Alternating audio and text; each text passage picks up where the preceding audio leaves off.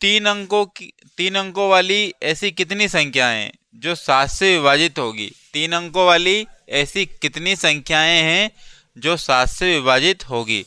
तो 3 अंकों वाली, तो हमने देखा कि सबसे छोटी 3 अंक की संख्या कौन सी है? 100 है। क्या है? 100। और सबसे बड़ी 3 अंकों वाली संख्या कितनी है? 999। लेकिन आपको बताना है 7 से विभाजित होने, तो 100 से बड़ी देखना है और 999 से छोटी देखना है। तो 7 से जब हम डिवाइड करेंगे तो आपको मिलेगा क्या? 7 से डिवाइड करने पर 100 से बड़ी संख्या 105 मिलेगी। क्या मिलेगी? फिर 105 में फिर जोड़ेंगे 7 तो 112 मिलेगा। तो ऐसे करते करते 999 के पहले 999 के पहले क्या मिलेगा? 994। क्या मिलेगा? तो 994 ऐसी संख्या है जो कि 7 से डिवाइड भी हो रही है और 3 अंकों की भी है, आखिरी से आखिरी। तो वहीं पर हम लिख देंगे अब क्या? a बराबर सबसे पहली 7 से विभाजित होने वाली संख्या 105 और सबसे आखिरी 7 से विभाजित होने वाली 994 जो कि 3 अंकों में मौजूद है। a बराबर कितना हो गया? 105। और d बराबर, क्योंकि समांतर श्रेणी का है, क्या है? समांतर श्रेणी का, तो d बराबर 105 और 112 में डिफरेंस देखेंगे, लेकिन दूसरी वाली संख्या में से हम पहली वाली संख्या घटाएंगे, अर्थात 112 में से 105 घटाएंगे तो कितना आएगा? 7। और L बराबर अर्थात लास्ट टर्म में क्या है? 994। और आपको n बराबर ज्ञात करके बताना है कि n बराबर कितना होगा। n बराबर आपको ज्ञात करके बताना है। तो देखिएगा आप, मैं फॉर्मूला लगाऊंगा an या फिर फॉर्मूला l का, ये दोनों ही एक ही फॉर्मूले को दर्शाते हैं, या तो an का फॉर्मूला या फिर l का फॉर्मूला, दोनों ही एक ही फॉर्मूले को दर्शाते हैं।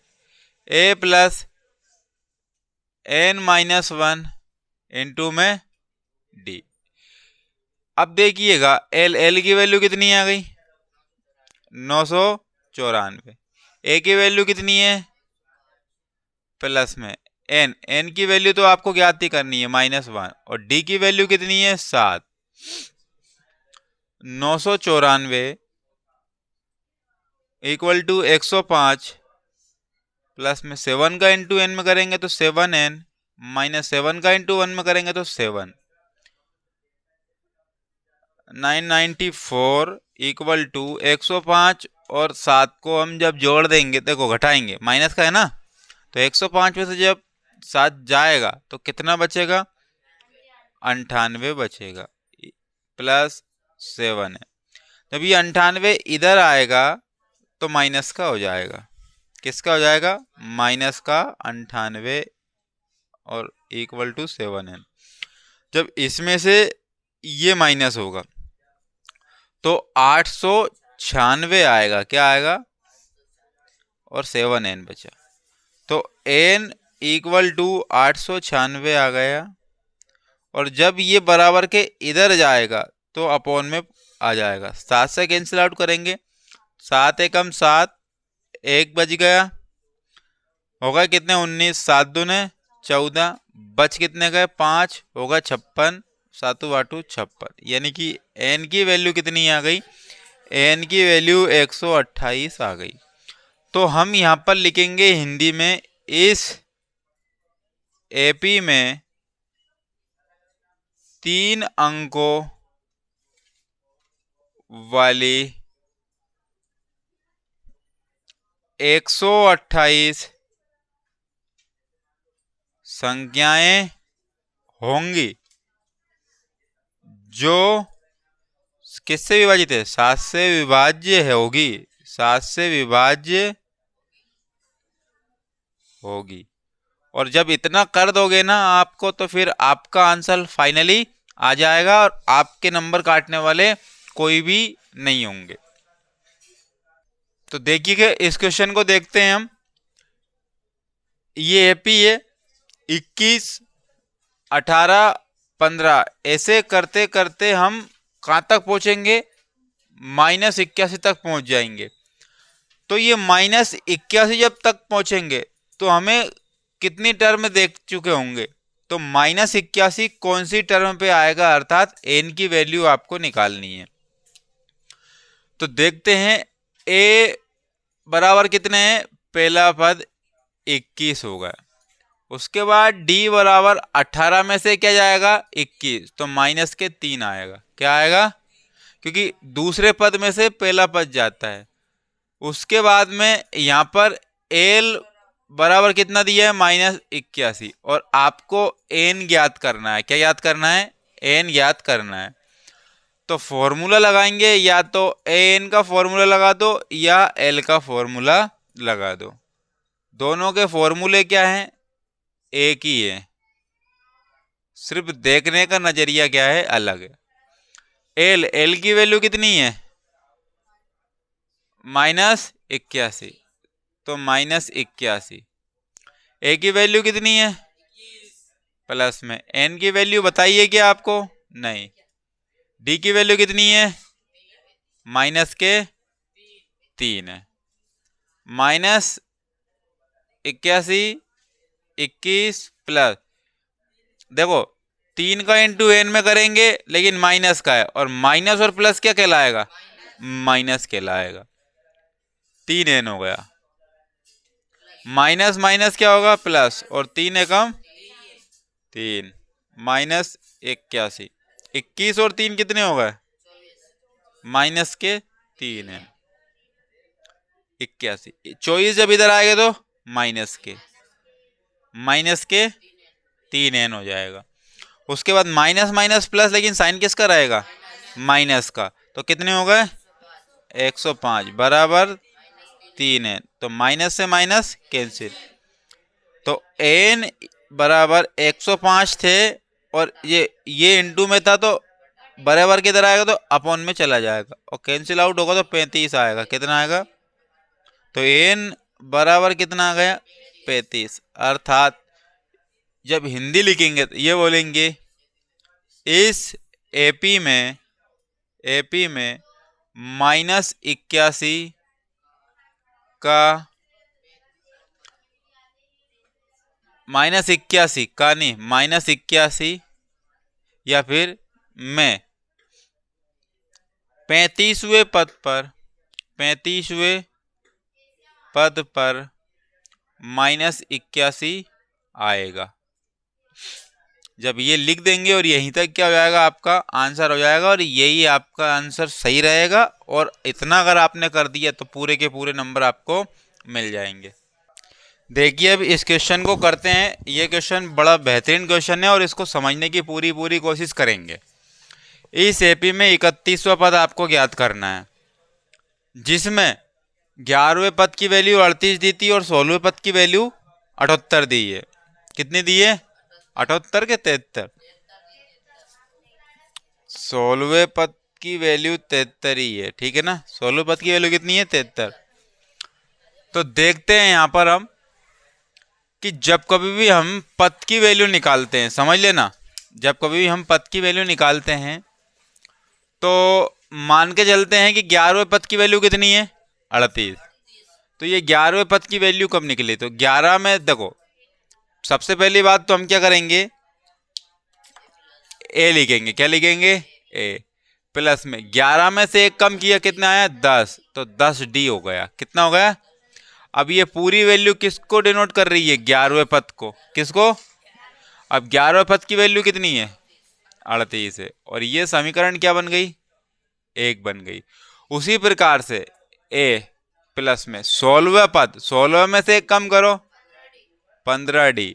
अब ये डिनोट कर रही है 16वें पद को, तो 16वें पद की वैल्यू कितनी है, 73। समीकरण नंबर 2। तो यहां पर बड़ी कौन सी है, समीकरण 2 है ना, तो लिखेंगे समीकरण 2 से समीकरण 1 घटाने पर